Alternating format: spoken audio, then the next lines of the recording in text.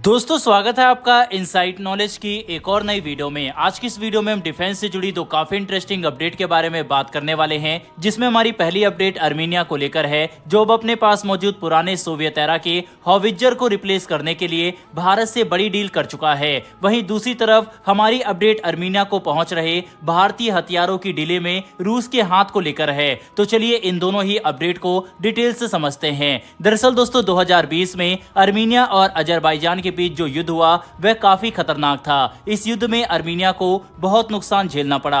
Armenia के न सिर्फ हजारों सैनिक और मिलिट्री प्लेटफॉर्म तबाह हो गए, बल्कि आर्मीनिया को आर्थिक नुकसान भी काफी ज्यादा हुआ था। इसकी वजह से आर्मीनिया ये बात समझ गया कि अगर उन्हें अब अजरबैजान पर कोई मिलिट्री एडवांटेज चाहिए तो उन्हें अपने पास मौजूद पुराने सोवियत संघ के हथियारों को रिप्लेस करना पड़ेगा। और सोवियत एरा के आर्टिलरी को रिप्लेस करने के लिए अब आर्मीनिया भारत की तरफ देख रहा है।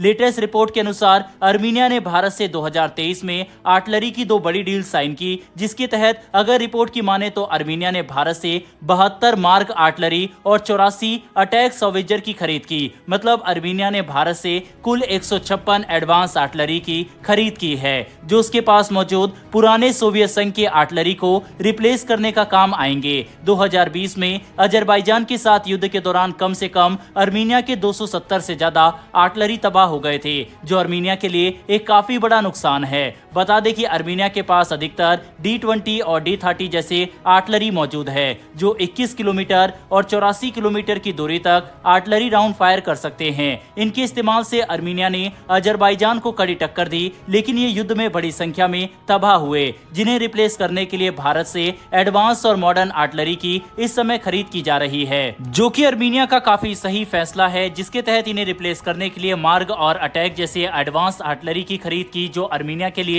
एक काफी बड़ा बूस्ट होगा। अगर अटैक्स की बात करें तो ये भारत द्वारा बनाया गया अब तक का सबसे एडवांस आर्टिलरी सिस्टम है। ये दुनिया में सबसे अधिक दूरी तक मार करने में सक्षम है, क्योंकि भारत का अटैक्स 48 किलोमीटर की दूरी तक 155 mm राउंड फायर कर सकता है। इसकी एक और बड़ी खासियत यह है कि 18 टन भारी होने के बावजूद इस सिस्टम को आसानी से एक से दूसरी जगह ले जाया जा सकता है, और ये 60 मिनट के अंदर 60 राउंड या बर्स्ट मोड पे 60 सेकंड के अंदर 5 राउंड फायर करने में सक्षम है।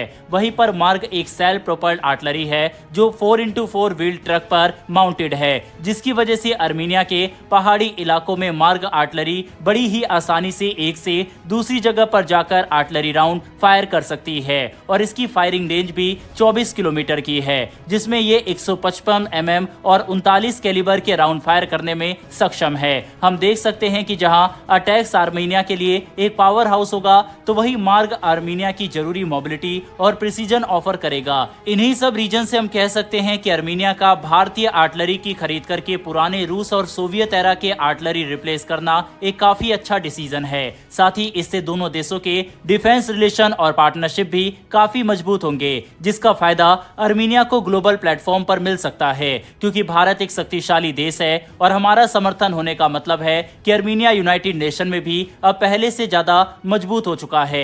बहरहाल बढ़ते हैं हमारी दूसरी अपडेट की तरफ। ये अपडेट रूस को लेकर है, जिस पर आर्मीनिया के एक फॉर्मर पार्लियामेंटेरियन की तरफ से बड़ा आरोप लगाया गया। दरअसल अप्रैल 2023 में टेलीविजन पर आए एक डिबेट प्रोग्राम से बड़ी बात सामने आई, जिसमें फॉर्मर आर्मेनियन पार्लियामेंटेरियन की तरफ से रूस पर आरोप लगाते हुए कहा गया कि भारतीय हथियारों की आर्मीनिया को डिलीवरी में डिले होने का कारण रूस का ईरान पर प्रेशर बनाना है। इसके लिए कई अलग अलग सोर्सेज की तरफ से उनकी बात को समर्थन भी दी गई है, लेकिन अभी तक किसी भी देश की तरफ से इस मामले पर आधिकारिक कमेंट सामने नहीं आया है। यहां तक कि जब ईरान के एम्बेसडर से आर्मीनिया में इस मामले पर सवाल किया गया, तो उन्होंने भी इस पर डायरेक्ट कमेंट करने से इनकार कर दिया। कुछ समय पहले एक रशियन कंपनी ने भारत द्वारा निर्मित पिनाका रॉकेट लॉन्चर सिस्टम की डिलीवरी आर्मीनिया तक करने में सहमति बनाई थी, लेकिन अचानक से ये कंपनी अपने वादे से पीछे हट गई और फिर ईरान ने इन हथियारों को आर्मीनिया तक पहुंचाया। ऐसे में अगर आर्मीनिया के फॉर्मर पार्लियामेंटेरियन द्वारा लगाए गए आरोप सही है,